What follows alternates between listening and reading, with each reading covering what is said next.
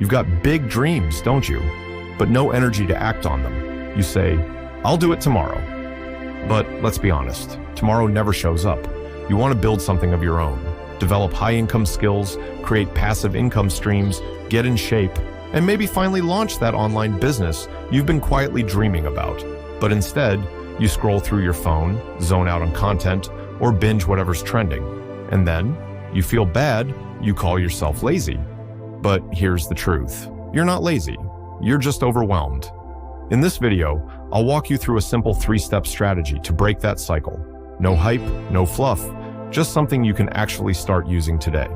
Step 1. Make the damn thing smaller. I mean, ridiculously small. I used to open a blank doc, stare at it, write a script, sounded epic, until it felt impossible. So I lowered the bar. Just write 1 page. Small wins prove it's possible and it starts to feel natural. Step 2. Don't rely on willpower.